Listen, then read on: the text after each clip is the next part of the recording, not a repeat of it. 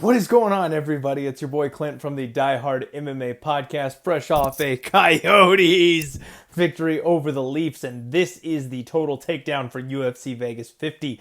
Obviously, not my usual setup. Actually, literally forgot about the show today, so thank you, Preston, for the reminder. Guys, I have really bad internet right now, so I'm going to fire through this week. I apologize for the briefness of this video, but it's already late, and it's going to take forever to upload, so I need to keep it as short as possible. First fight of the night, Azamat Muradov taking on Tayfon Njokuyi. Total set at 1.5, and the reason that it's at 1.5 is because Murazakhanov has an absolute nuke in his left hand. Personally, I find Tayfon Njokuyi is an extremely durable fighter. I like his pace, I like his range management and control. Big step up for Azamat. He's making his UFC debut. Yes, he could knock Tayfon out, but I don't expect him to do it early. I think this is going to be an over 1.5, minus 145. That's actually not a bad price. These lines are brought to you by none other than Superbook Sports, our new sponsor, so make sure you go check out Superbook Sports. Thank you very much. Next fight up, Guido Canetti is taking on Kris Moutinho. Total set at 2.5, over is minus 120. Under is even money plus 100. This is a spot where Kris Moutinho's first fight in the UFC against Sean O'Malley gives everybody the indication that he's durable as all hell. And from what I've been able to see, he can take a shot. Guido Canetti, though, he's a guy that has unrealistic power. He's 42 years old, and that also means he could fall off a cliff. Moutinho is the younger, better fighter. I actually could see a finish from both guys in this spot, and I kind of like that under at even money plus 100. I'd be looking at violence in that fight. Cody Brundage taking on Dalcha Lungiambula. Total set at 2.5 on this one. Minus 110 over and under. They don't want to pick. They want you to make that decision. And I can kind of make an argument for both sides. Cody Brundage should have a decent grappling advantage here, but Dalcha's got that judo. He can throw him around, end up on bottom. Dalcha, obviously a very explosive, powerful human being. I can see Cody Brundage locking up some kind of a ground and pound TKO or a submission, something along those lines. Dalcha, unless he explodes and catches him with the perfect shot, I don't really see much of a finish coming from him. Believe it or not, I kind of think there's more over than there is under in this spot. But like I said, hairs on the back of my neck. Something says Cody Brundage gets a submission in this spot. So like, it's not a total that I'm interested in, but I guess I'll take an under if I have to there.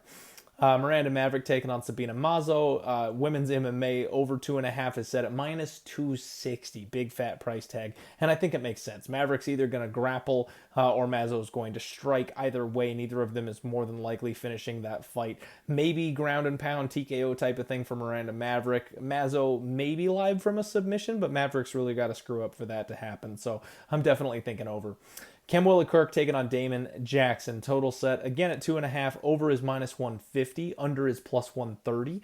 This is a spot where, again, I'd be looking kind of towards violence. Kirk, he's a little too low pace for my liking. He does kind of do one-shot pot shots, and if he wants to just kind of stick and move and pick and poke at Damon Jackson, he can grind his way to a 15-minute decision here relatively easily. But Jackson's the type of guy that forces a gunfight. He's going to get in there, close the distance, make it ugly, make it nasty, try and force a scramble. And on the ground, these guys are both so slick with their jiu-jitsu, somebody probably gets caught. So I think with the way Damon Jackson fights, it probably forces this thing to a finish at some point or another. So under at plus 130 is probably the way I'd be looking. Javid Bashrat taking on Trevin Jones. Total again at 2.5. The under is minus 130 for the under 2.5. The over is plus 110. And this is another spot where I kind of would be looking towards the over, I think. Trevin Jones. Now, Javid Bashrat's got that 100% finish rate, and that's why this under is probably juiced here. Trevin Jones got finished in his last fight, but we talked about on the Monday show the repeat weight cuts, how he wasn't really the same person and that, that kind of thing. I don't really know that Javid is going to have as much success getting Trevin Jones on a full camp out of there. And let's not forget, Trevin Jones does have some serious pop on his punches himself. He's a high-level grappler himself, so maybe I'll switch that pick. I mean, Javid Bashrat, while he's never been defeated, so we don't know what that looks like, when you take that big step up in competition, you either grind out a win because it's tougher to finish the guy than you expected, or you yourself get caught. And since he's a kind of a killer be killed type of guy, I could see him getting killed here by Trevin Jones. So yeah, maybe that under is right. Maybe the minus 130. Maybe I'll flip to the under 2.5 and say violence here instead. Jillian Robertson taking on, you know what, actually, I got to go back to that one because one thing Trevin Jones does really well is he grinds people up against the fence, uses solid underhooks in his wrestling. I'm not playing that total. If you couldn't figure that out right now, because I've literally gone over, under, over, bouncing back and forth on it, yeah, I'm not touching that total. But Trevin Jones by decision, I've got some interest in that actually as a prop bet. So I kind of think I lean maybe more back to the over again. Jillian taking on JJ Aldrich here. This one's set at 2.5. Over is minus 140. Under is plus 120. And I do think that Jillian Robertson finishes JJ Aldrich. Cards on the table. I'm going to go ahead and say it. I think Jillian gets it done. But you know my criteria for the unders. Women's MMA, we're not getting a discount here on this under. If you're going to take an under, you might as well take Jillian inside the distance. JJ Aldrich isn't going to be finishing Jillian Robertson, in my opinion. I don't think she has the firepower it's going to take to finish somebody like Jillian. So if JJ wins, probably decision going over. If Jillian wins, probably inside the distance going under. But the price tag is really bad for a women's MMA set at 2.5 going under. I'll say under just because that's my read on the fight, but I don't like that price. AJ Fletcher taking on Matthew Semelsberger, total set at 1.5, and this one seems to be a little binary. Over 1.5 at minus 130.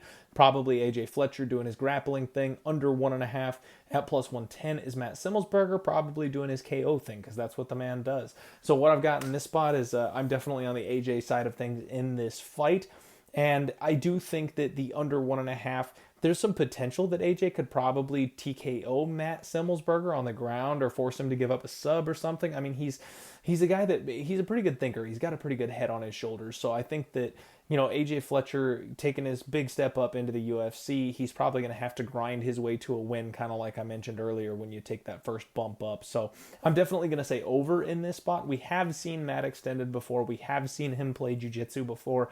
And when he doesn't get somebody out there who's extremely chinny, that can't go down with just a single punch, he does get extended sometimes. So I do think that over is probably a decent spot.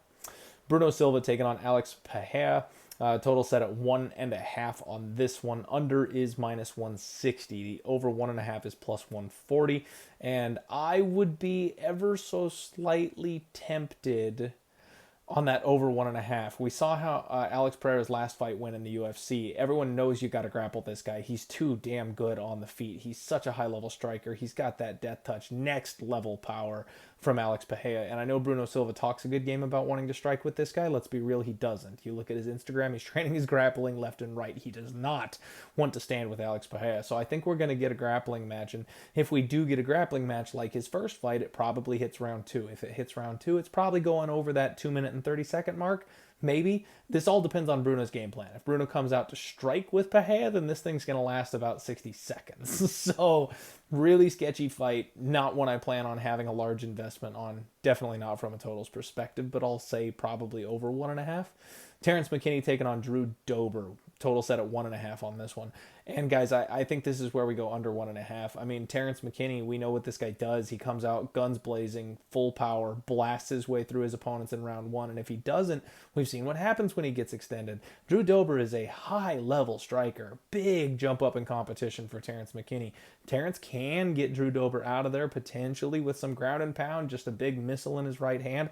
Dober's a hard guy to hurt on the feet, though. If Terence does not get Drew Dober out of there early, he's going to have his hands full for a 15-minute fight, and we've seen Terence knocked out before when he slows down. I've got questions about this kid's chin. I've got questions about this kid's gas tank, and if he can't get it done early, I think Drew probably just shows up and levels on the kid. So yeah, I mean, under 1.5 probably, but I would be worried if Terence manages to grapple away the entire first round.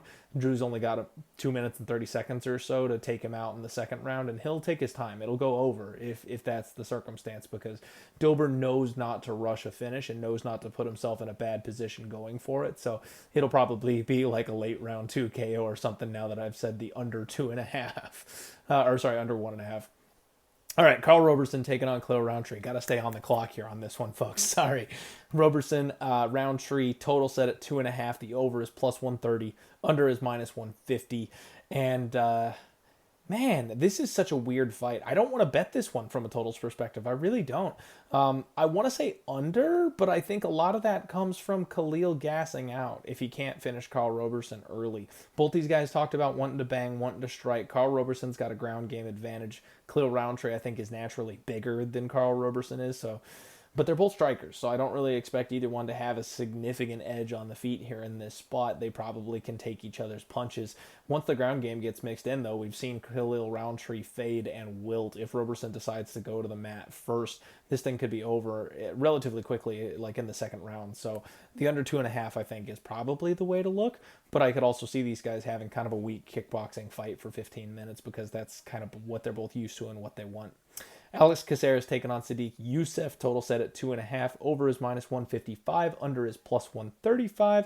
And I will say over just because Caceres is extremely durable and Sodiq Yusuff is a guy that likes to grind clock off sometimes. I mean, if he just has zero respect for Alex Caceres' power whatsoever, he will run through Caceres and find a way to force the ref to pull him off. But I think Caceres has shown some levels up recently, and I think he can hang in there. So I think this one's going the full 15 minutes. Song Yadong co-main event taking on Marlon Moraes. Total set at 1.5. The over is minus 135. The under plus 115. This is an interesting one. I do think that maybe the over holds a little bit of value here just because we all know Marlon Moraes round one is a thing. But if you decide to strike with him, he lasts a whole lot longer. It's when you force the grappling that it becomes a problem. If Song does not come out and put his singlet on, if he does not shoot takedowns and force Marlon to work early, then this thing probably turns into a striking match. And I do think it probably goes deep into round two, maybe even to round three before something crazy happens. Just my thoughts on it. Again, not one that I'm super excited about. My co-host on the Monday show said Song Yadong round one, so maybe we just go straight up violence because we know what Marlon does early. Main event, Magomed Ankalaev taking on Thiago Santos. The total on this one set at 3.5. And I'm not sure what to do with this one because Santos, I think, a one-punch KO is really his only path to victory. Magomed Ankalaev, though, even though he's got that big power, even though he's got that big finishing ability, we have seen him drag his fights late. He knows how to time, he knows how to manage his space and his distance, and if he has full control over a fight, he just coasts his way to a win. So I can absolutely see this thing inching its way over if Thiago Santos realizes that he's going to get hurt going in for a finish and Magomed realizes he's not in any danger. We could see an absolute snooze fest of a striking match here in this fight for a full 25 minutes. Or maybe Thiago gets clipped and hurt or something late. I don't know. But I'm not very excited about this total. I'll be completely honest. I think Magomed can probably win earlier if he wants to. Kind of like Islam Makhachev, where eventually he stopped being that boring fighter. He started going out and getting finishes so that he could grab, headlines and actually stake his claim to the title, that kind of thing. If Magomed feels like he needs to be exciting here in this spot, he probably finishes sooner. But if he just wants to get that win, he probably outclasses Thiago and uses that speed, youth, movement, range control, and this thing takes a whole lot longer to get done. That's the total takedown, everybody. We'll see you tomorrow for the Undefeated Post Weigh-In show. Sorry again for the late upload. Please forgive me. We'll see you guys next time.